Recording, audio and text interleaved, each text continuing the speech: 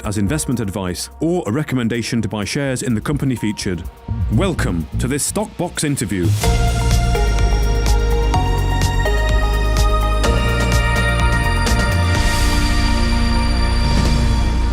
Welcome to this Stockbox interview where we're joined today by Rick Mazur, the President and CEO of Forum Energy Metals, listed on the TSX-V in Toronto. So, Rick, hello, it's good to have you on. How are you? Well, very good. Thanks for inviting me to the show there, Mark. Yes, no problem. It's always nice to be talking to new companies on the show, and of course, a company in uranium, which is an area that we've not interviewed many people on in the past. And I notice your strapline, it says a copper, uranium and nickel discovery company, metals for a green economy. And I also notice a phrase you used, the triple threat, I think it was, which I quite liked. So why don't we kick off with a bit of a high-level overview of the company as a whole and just tell us what you're all about. What's the triple threat, Rick? It was one of my investors coined that phrase. So I started the company with Anthony Baum, a London-based investor in the resource markets, as a uranium company. And we spent 12 years building a uranium portfolio, which we still maintain. And actually, our FIR project is currently being drilled by Orano and the French Nuclear Corporation. And we have another smaller program on our Wollaston project planned this year. Saw the green wave coming, and we understood that there was going to be a demand for metals to supply that green wave. And one of our biggest commodities that we saw a future for was copper. So we scoured the Canada for good copper projects and found one right in our own backyard of Saskatchewan, where we'd been exploring for uranium. And we acquired in 2018 the Janus Lake Sedimentary Copper Project, and for $500,000 in cash and shares. Drilled it in 2018, raised $500,000, hardest $500,000 I've ever had to find in a pretty dull bear market, and hit 5 meters of 2% copper. That opened the eyes of a number of copper majors, and in 2019, we negotiated a $30 million joint venture with Rio Tinto. So we had good uranium portfolio, now copper. In 2019, we looked at the geological database of Saskatchewan, decided to focus there, and for $30,000, we acquired the Love Lake Nickel Copper PGM project, where there was a historical area of copper and nickel and platinum and palladium showings that was open for staking. So that was a huge opportunistic investment for us. And on these three projects, we're going to have a $7 million budget this year of drilling on 3 projects with 5 drills. Great. Okay, superb. So let's just look into these 3 projects in a little bit more detail. Let's start with the copper project then. You call it the Janus Lake project, a 30 million joint venture there with Rio Tinto. That's a big name in this mining and exploration space. So it must be quite special for them to get involved. What's so special about it? Yeah, so sedimentary copper deposits are large, like the Central African Copper Belt. And Janus Lake is this style of deposit. And there also is a deposit in Siberia called Udokan, which is a 58 billion pound copper deposit. That one is very similar to Janus Lake in terms of age and style of mineralization. So I think Rio Tinto likes looking for big stuff, and we had staked over 50 kilometers of the whole copper belt trend. So we've got a district, not just a potential deposit. on our Janus Lake project. So when the $30 million joint venture started out in 2019 with a 5,000-meter drill program by Rio Tinto. They drilled 3 targets.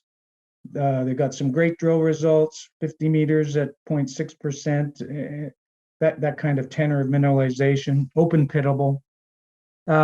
So in 2020, the winter of 2020, they built a 110-kilometer winter haul road to the project area off of a main highway that's up in northern Saskatchewan there. And this summer they built an 80-man camp, which tells me that they plan to be there for a while, building that kind of infrastructure into the project. This summer, they did a really good job of mapping and geophysics and geochemistry, a RAB drilling program to test with a drill, kind of a prospecting tool, a number of copper showings on the property. And they identified 3 more targets outside of the 3 targets that they drilled in 2019, which they will be drilling which they are drilling right now as we speak, with 2 drills, with a planned budget of 6,000 meters of drilling. Right. Okay. It's pretty significant there. Then that's great to hear. So let's talk about let's go to the nickel, copper, and palladium project. That's the Love Lake project. Now this is 100% owned by Forum Energy Metals. So again, what can you tell us about this project? Well, geologically, the area that we acquired and all these nickel, copper, palladium, platinum showings occur in a geological terrain called the Peter Lake Domain in Saskatchewan, and the layered mafic rocks there that host these style of magmatic nickel copper deposits is the second largest group of mafic, ultramafic rocks to the mid-continental rift, which in North America, which hosts a number of significant nickel, copper, palladium deposits in Ontario and the northern United States. So after we staked this, we hired an expert, Dr. Larry Hulbert, a former GSC geologist, Geological Survey of Canada geologist, that basically has seen just about every nickel deposit in the world, to guide us in the exploration of this project, because my past history in these types of deposits is enough to be dangerous, but was enough to know that Love Lake was a really good acquisition opportunity. So what we did in 2020 was we conducted an airborne magnetic survey.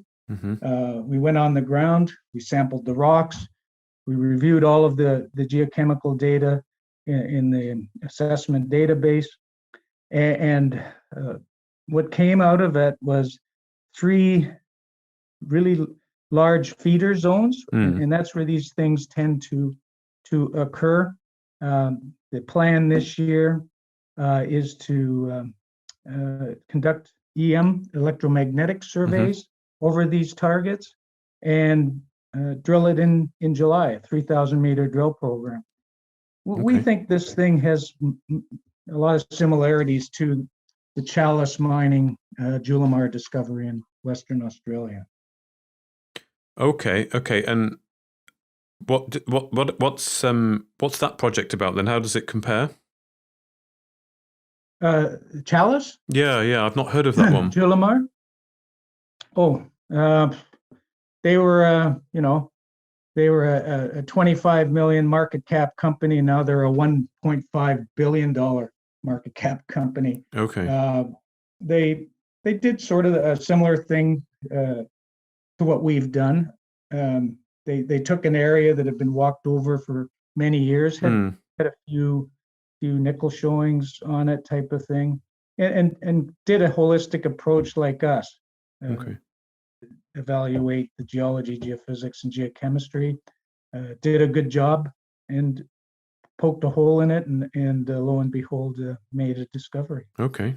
Okay. Well, yeah. If it looks similar to that's very promising. So let's finish on the uranium portfolio, and I believe you have 7 projects, uranium projects, but the main ones that you focus on are Fur Island, and there's a joint venture going on there with a company called Orano, and Wollaston. So these are your 2 main uranium projects. So what can you tell us about generally your uranium portfolio, but then I guess more of a focus on these 2 projects and what's going on there? Yeah, well, generally, our business model for your exploration of uranium was to target shallow deposits, deposits that could be mined by open pit. The deeper you get into the basin, the deeper the deposits are, and from an exploration perspective, that can be very, very costly. And having worked in the uranium patch as a young geologist in the 70s, I know how costly that can be. So we wanted to focus on shallow targets that could be open pit mined. And we have 7 great projects. All have been drilled. All have potential to have mineralization with the next drill campaign on any one of them. But the Fur Island project we acquired from another junior that was exiting out of the business in 2014 for $100,000 in cash and shares. So again, another opportunistic investment. And in 2015, we drilled it and got excellent results, identifying a very strongly mineralized trend with all the kind of attributes you want to see of a nearby uranium deposit. And 18 to 18, we did some more soft geophysical work, and geochemical work, not a lot of money because times were tough then, but adding value to the project. And then in 2019, with that information and the drilling in 2015, Orano came knocking on our door, and they wanted to earn in. We negotiated a $6 million joint venture to earn 70%. That year, they immediately conducted some geophysics, which we recommended to them. And in 2020, we drilled it last winter. That drill campaign, unfortunately, was cut short due to the COVID pandemic. So this year, we're currently drilling at Fur Island. It's a 5,000 meter drill program with 2 drills. Right.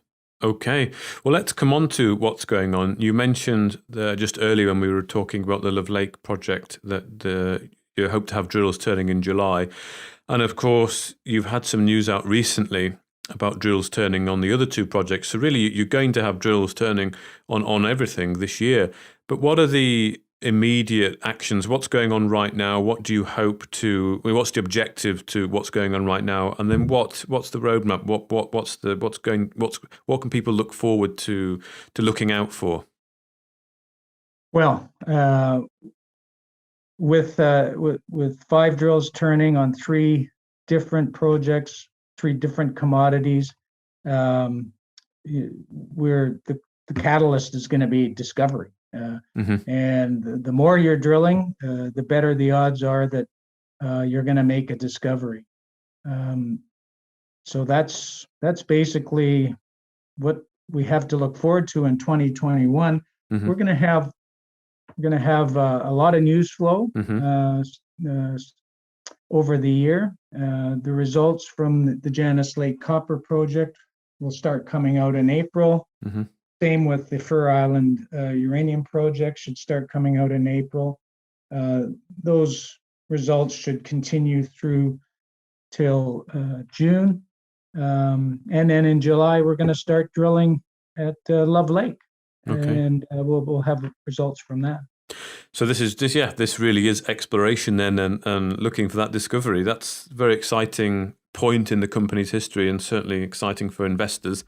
I'm sure people very much look forward to following that. But thank you very much, Rick Mazur, the CEO and president there, Forum Energy Metals, for giving us a bit of an introduction to the company and what we can look out for. And I hope to speak to you again soon, Rick. As do I. Thank you, Mark. Thank you for listening to this Stockbox interview. For more information, interviews and videos, visit our website at stockboxmedia.com or give us a follow on Twitter by searching @StockboxMedia.